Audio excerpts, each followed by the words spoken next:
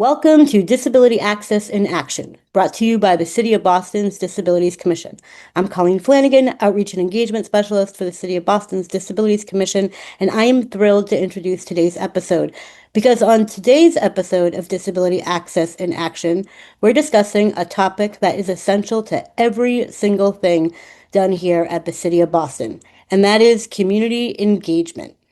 For people with disabilities, accessibility is not only about curb ramps or captions. It's often about connection. The City of Boston works hard to create spaces where people with disabilities can connect safely, to share lived experiences, insights, and concerns to help city leaders shape policy that makes sure Boston is accessible and inclusive to everyone. In this episode, An Lee, Deputy Chief of Policy and Programs for the City of Boston's Equity and Inclusion Cabinet, will discuss with City of Boston Disability Commissioner and ADA Title II Coordinator Kristen McCosh about what Boston is doing to make civic life more inclusive for people with disabilities. So get ready to learn how you can become more involved in neighborhood meetings, in cultural events, public art, and more. So without further ado, I'm going to pass it to Commissioner McCosh. Thank you, Colleen.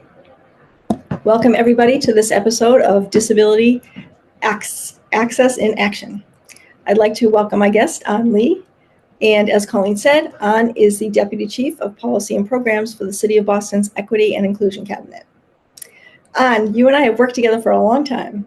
I believe you started out working in the Office of New Bostonians, which is now called the Mayor's Office of Immigrant Advancement. But I'd love it if you could introduce yourself and tell me a little bit about your work with the City of Boston. Sure. Thank you so much for having me today. And that's correct. I started with the City of Boston in 2013 in what was then called the Office of New Bostonians and now is the Office for Immigrant Advancement. Um, I started there in a role that was half public policy work and half community engagement work. And then due to some staffing changes, quickly shifted to handling half policy work and half communications work for quite some time on our team of 5 staff. And then under Mayor Wu, I was invited to join the Equity and Inclusion Cabinet sort of overall, which the Disabilities Commission is part of, to handle policy and research work. And since then, programmatic and communications have also fallen, within my portfolio now. Great, thank you. So as An said, the Disability Commission is also part of the Equity and Inclusion Cabinet under Mayor Wu. An, can you talk a little bit about the other departments that we work with? Yes, of course. So the Equity and Inclusion Cabinet is comprised of 8 City of Boston departments.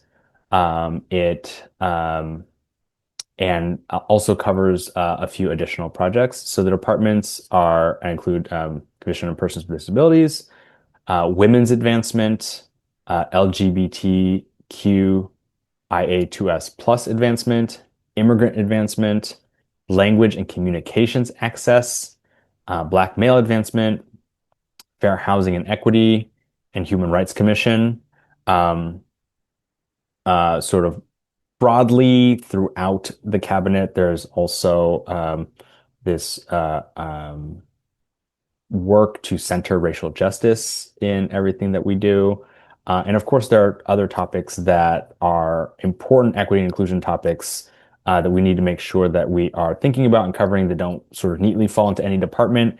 And so folks like myself within sort of the cabinet general staff called, the Office of Equity and Inclusion also cover those topics, which include things like Native American and Indigenous issues, cultural affairs for specific cultural communities. And we've, also done a few other projects on programs that have sort of wrapped up or sort of taken off on their own separately, like youth aging out of foster care, as well as making sure there was like running communities for people of color. Great, and I appreciate the reminder of all the work that our cabinet does, because when you get so busy with your day-to-day work, you sometimes don't see the bigger picture. So speaking of the bigger picture, we know that people with disabilities are an underrepresented group, generally speaking, but they don't exist as a separate group. Many disabled people have other identities that also impact their representation in local government. Can you talk a little bit about this intersectionality, particularly how it works with the different departments in our cabinet? Sure. So, I mean, as people, no one is a single identity, right? And so, if we're thinking about ourselves, we may have a disability or not. We come from a particular ethnic heritage. We have a gender identity that we identify with, and so on and so forth. And so, we exist as whole people. And obviously, for people with disabilities, there are whatever other identities that folks have that affect how they experience life and experience government and connectedness to the government. And so the way that we try to make sure that intersectionality is thought of and addressed is by coordinating our various departments through this cabinet structure, which I help coordinate for some things. So our staff within all of these departments who have certain roles are meeting on a regular basis to discuss issues, discuss areas of collaboration, to have collaborative projects, to make sure that they're consulting with each other on projects that perhaps one or the other are leading, or bringing up topics on things that they're leading that some other department that's thinking specifically about some other aspect of identity that our residents have gets included into consideration.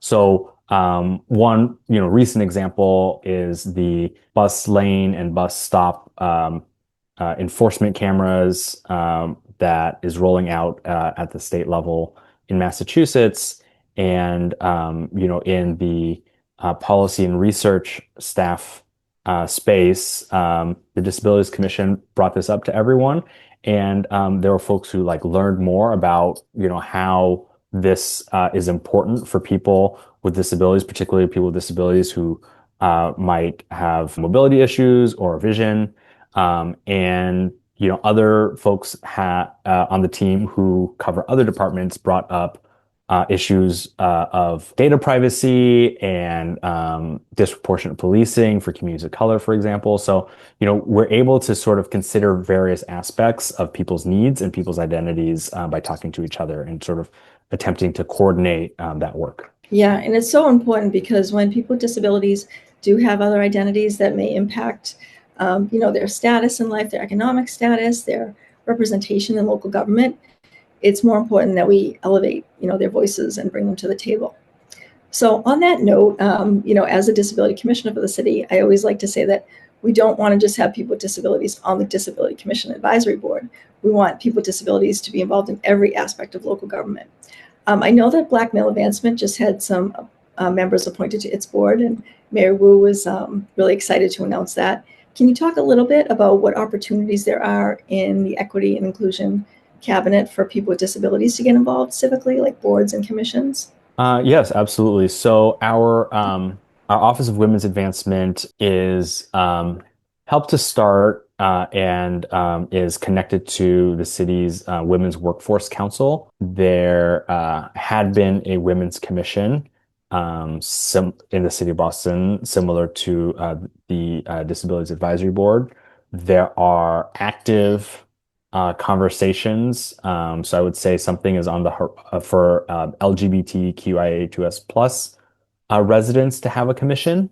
And so there is I would say that's something that will probably happen next year.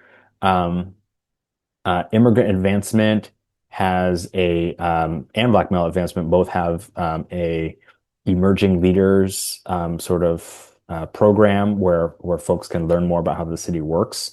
And so that's a way to get involved and then also be prepared to participate or apply for various boards and commissions throughout the city. Fair Housing and Equity there is the Fair Housing Commission. That is more focused in its work, and they listen to individual complaints of housing discrimination. So it's more like a quasi-judicial sort of space.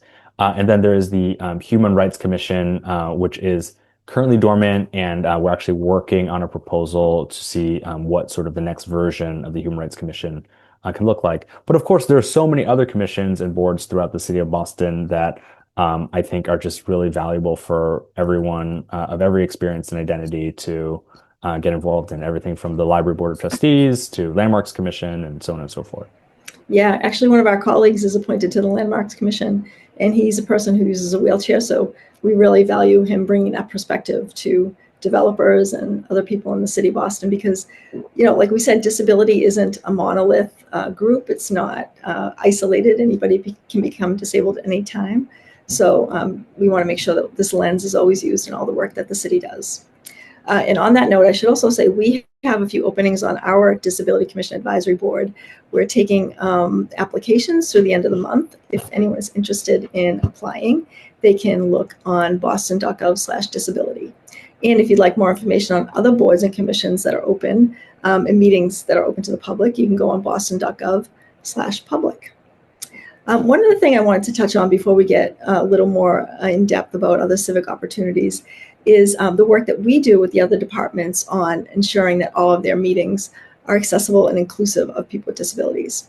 So my staff has created a checklist of ways to make meetings accessible and inclusive of people with every type of disability, from someone who has a mobility impairment to someone who's blind or has low vision, or people who are deaf and may need ASL or captions.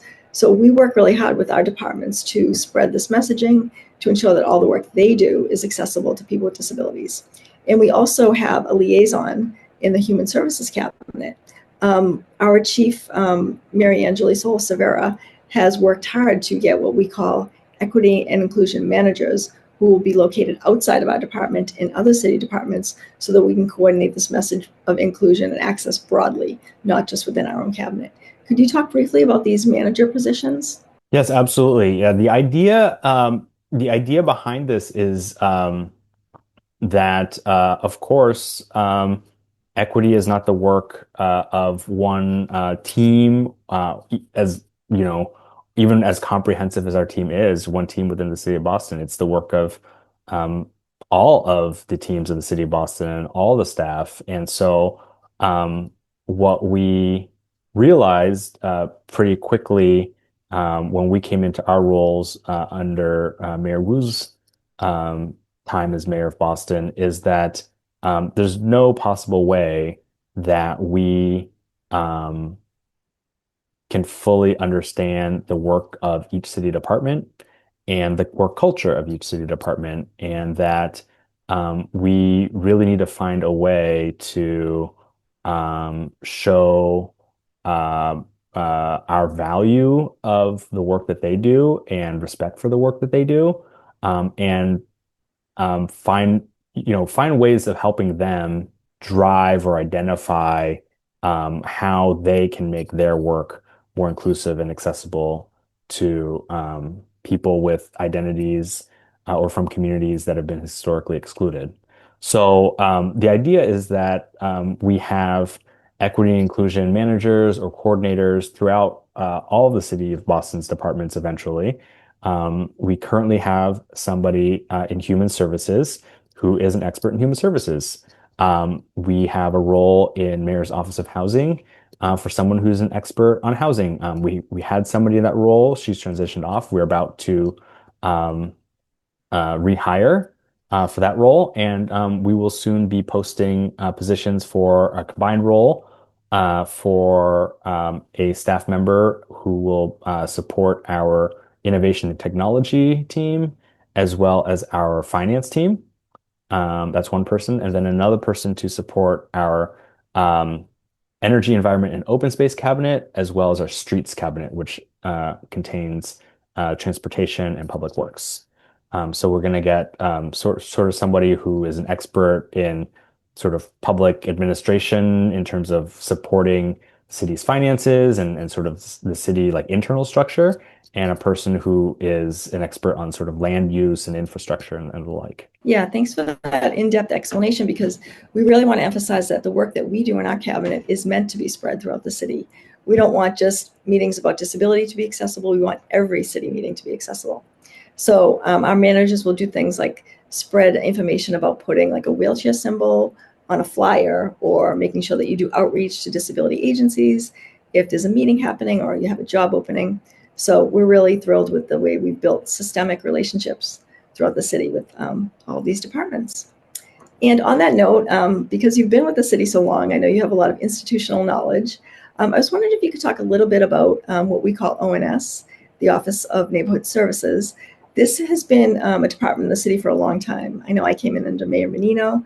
I believe he established it. And really the goal is to have each neighborhood of Boston, which has its own identity and its own residents and values and cultures and just ways of doing things. So each neighborhood has their own link to the mayor's office called a neighborhood liaison. And I wondered if you could talk a little bit about that, so people with disabilities who live in the neighborhoods know that they have a direct connection to the mayor's office, not just through the Disability Commission.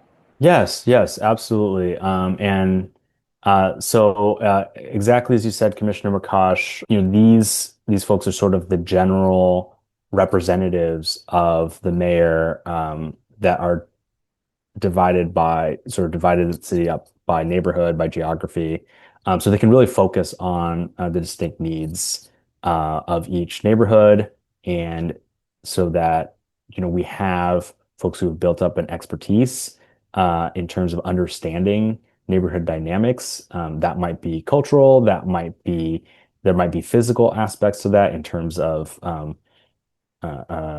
topography, terrain, whether it's a heavy, public transit neighborhood or not, if it's close to the water, and so on and so forth. All those different dynamics that exist for each neighborhood.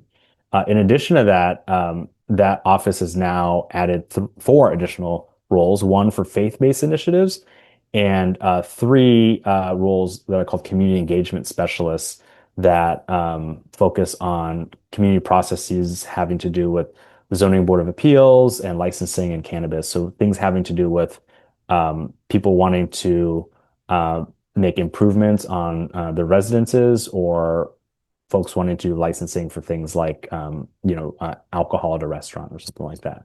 So there's even more staff to help constituents, residents focus on what's going on right where they live.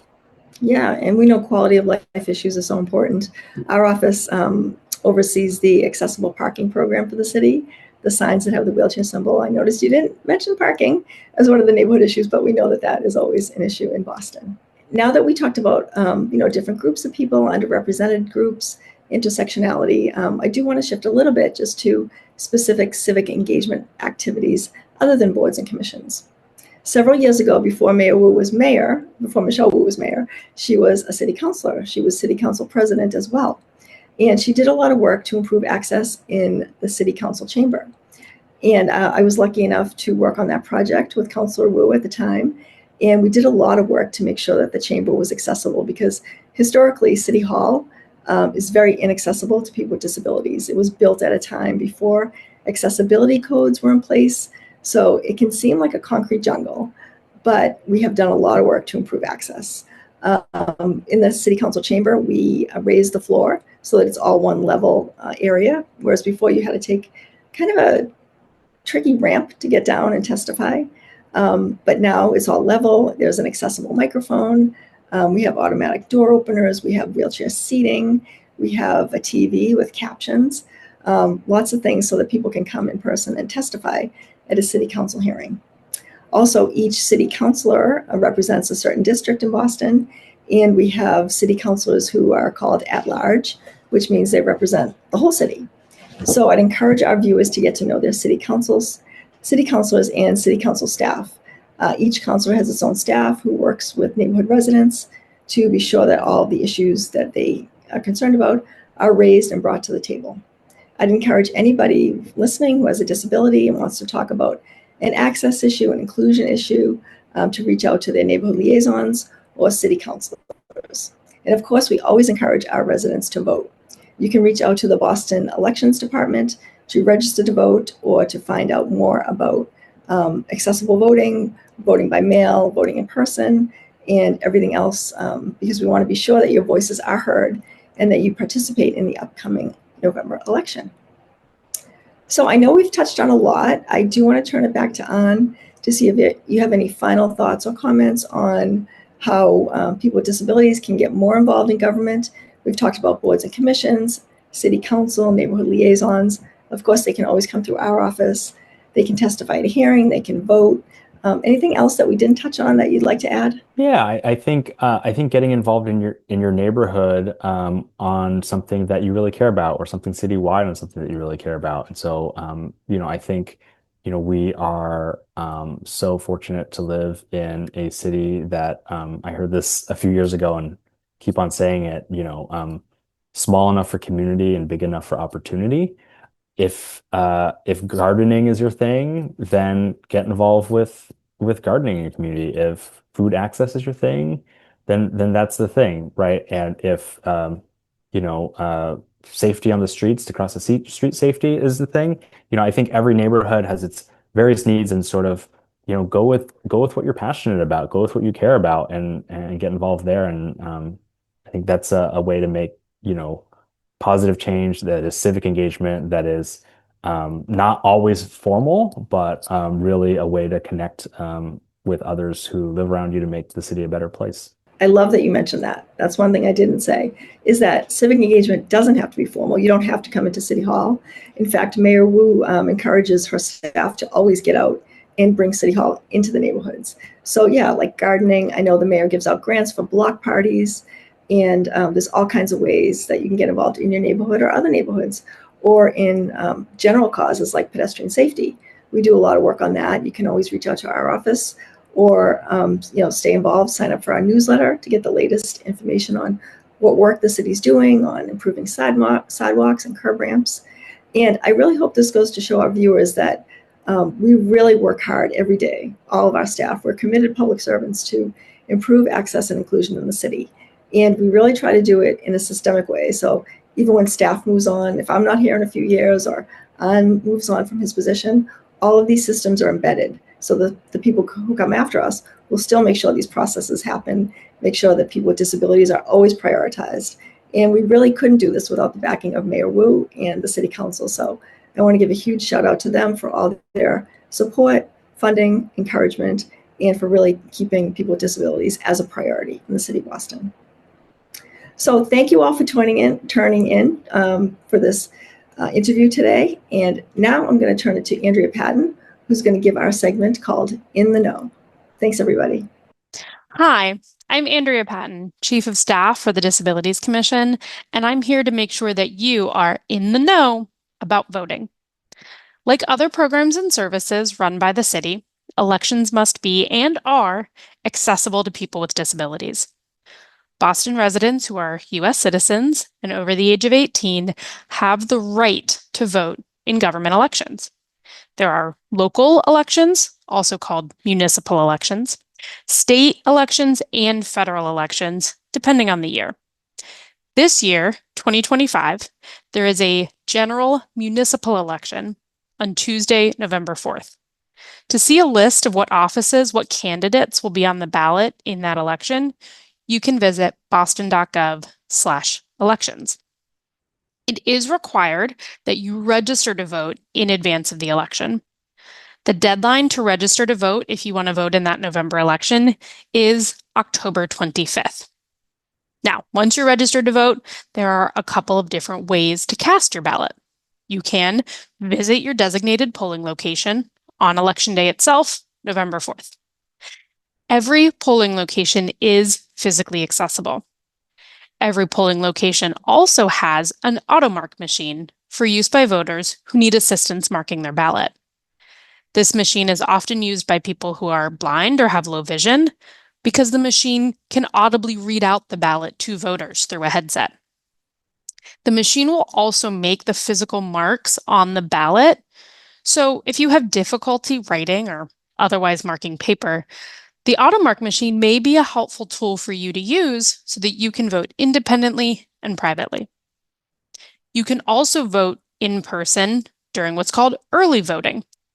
Early voting for the municipal election will take place from October 25th through October 31st.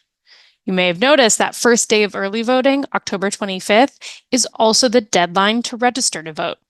So if you want to take care of both of those in one day, come on down to Boston City Hall on October 25th. Now, for early voting, there are fewer numbers of locations around the city than there are that are open on election day. However, you can visit any early voting location that works for you. You don't have to visit the one that is closest to your home like you would on election day. So you can choose one that works for your schedule. To find a list of early voting locations, you can visit boston.gov/elections. Those early voting locations are also equipped with AutoMark machines and are physically accessible. But maybe you would rather mark your ballot at home. That is also an option. All registered voters can opt to vote by mail. You do have to complete a form, what's called a vote by mail application, in order to request that vote by mail ballot. The deadline to fill out that application is 5 p.m. on October 28th. You can fill out that form online by visiting boston.gov/elections. Once you have your ballot, you need to return it to the city. You can drop it in the mail. Be sure to drop it in the mail with time for the elections department to receive it on election day. Or you can drop it off at a dedicated drop box. To find a list of where drop box locations are in the city and to see what they look like so you know you're putting it in the right bin, you can visit boston.gov/elections. If you have a disability that affects your ability to mark a paper ballot, but you still want to vote from the privacy of your own home, you can now request, receive, complete, and return your ballot all electronically. The accessible electronic voting system allows voters to independently and privately submit their ballot via a secure electronic delivery system. The system is compatible with screen readers, and it translates the ballots into a few different languages. To get access to this electronic ballot, you will need to provide your email address to the city's election department. After your request is approved, the election department will email you instructions for accessing the system, including your unique access PIN to use when logging in and information about how to return the ballot once you've completed it. To learn more about vote by mail and the accessible electronic voting system, you can visit, you guessed it, boston.gov/elections. You've heard me mention that website quite a few times now, and that is because it is an official City of Boston page that is a wealth of information about elections. Going to boston.gov/elections, you can learn, as I mentioned, how to register to vote, finding a polling location, vote by mail. You can also get information on how to check your voter registration status. Maybe you're not sure if you're registered or if your registration is up to date at your current place of living. On that website, you can also learn how to apply to become a poll worker. Maybe you don't want to just vote in the elections, you want to be a part of running them and making them the most accessible election yet.